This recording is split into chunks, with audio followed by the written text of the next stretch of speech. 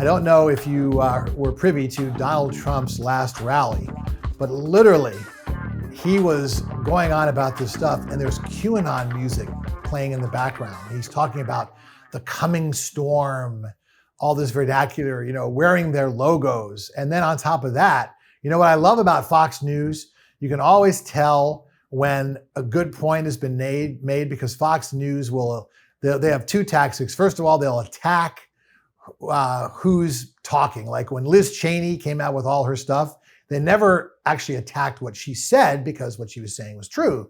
They went after her and, you called her father a war criminal, all that. And the same thing. Now it's like, get Trump at every cost. Letitia James, the attorney general of New York, is blah, blah, blah, blah.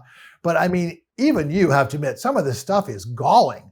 Saying that, his penthouse at Trump Tower was worth $300 million when the most expensive apartment in New York was $100 million and the most expensive apartment in Trump Tower was $16 million. Saying that Mar-a-Lago was worth, or the Doral Country Club was worth $700 million. The audacity, the corruption. And yet people are just winking and nodding. And that's the thing I've always said is that it's the people like you, it's the people like the Rod Portmans, it's the adults in the room that know better, that just keep winking and nodding at this. So at what point are you going to join Laura Ingraham and say, it's time to move on? We need another nominee. Can you please do that now and say that we need to move on past Donald Trump?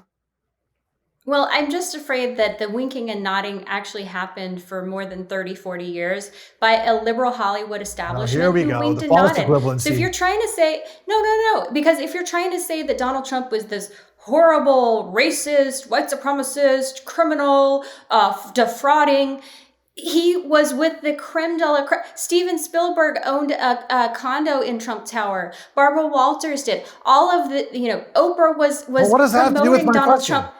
It has to do with the fact that the only reason why they're going after him now is because he's a Republican. Because for decades, the Democrats loved him because he donated to them, because he was an entertainer. And that's what it is. When he and wasn't it's a the politician. same thing.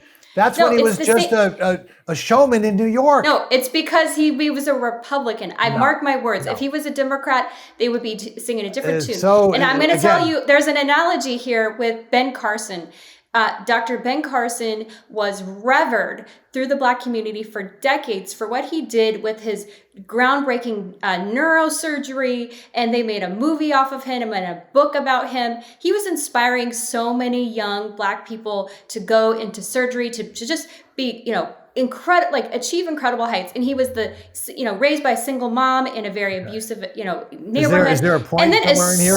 The point is, as soon as he said, I'm a Republican, I'm criticizing Barack Obama, that's when the knives came out. That's when you had people calling him all these horrible names. And to me, it's all just partisan nonsense. And it's sad that you're hook, line, and sinker buying into this. No, my question is, okay, and first of all, there's a lot of knife throwing that goes on both sides. And yeah, Ben Carson was called a lot of things.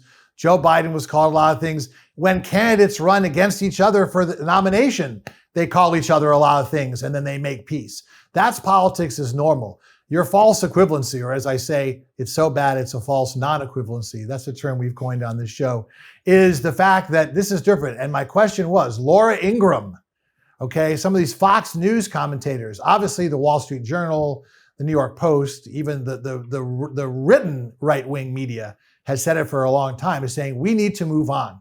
Put all the corruption aside. Okay, all he wants to do is relitigate the 2020 election. Elections are about the future; they're not about the past. People want to look forward; they don't want to look backwards. And you're still not answering the question. So no one's thrown democracy under the bus. Again, your false equivalency about, well, so and so told Hillary not to respect the election. She conceded the night of the election. Terry McAuliffe said this was wrong. These are all words. They didn't try to throw democracy under the bus. They didn't try to stage a coup. They didn't incite an insurrection. Now you have just a level of corruption and malfeasance in terms of overstating assets and with the Trump Foundation. So at what point are you going to say we need to move on? Can you please say that now? We need another nominee. Dave, I think you as a Republican you're going to try false equivalencies again. Go ahead. No, I'm not. I think that the people decide at the end of the day. I'm asking you. I'm not asking the people. That Harry Sheffield, yes or no? Should we move on from Donald Trump as the nominee? If Donald Trump is the nominee, I'll support him. If it's Ron DeSantis, that's not my question. I'm not. So you're not going to answer it. Okay.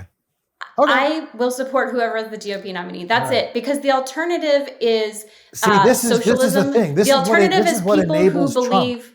Is that people... No, because I believe in policy, Dave. And you want me to get sucked into these... What policy has Donald Trump come up with? It's about policy. So many policies.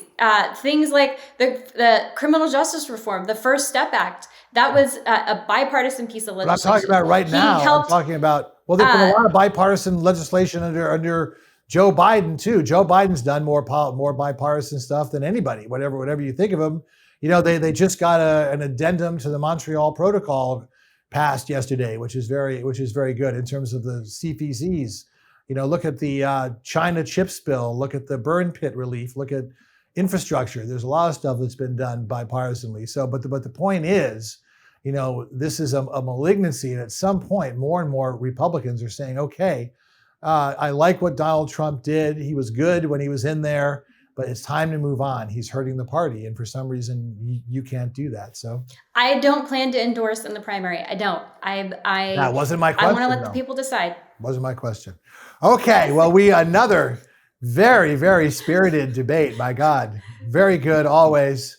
Folks, thanks so much for joining us. I'm Dave Spencer, and we'll look forward to seeing you next time.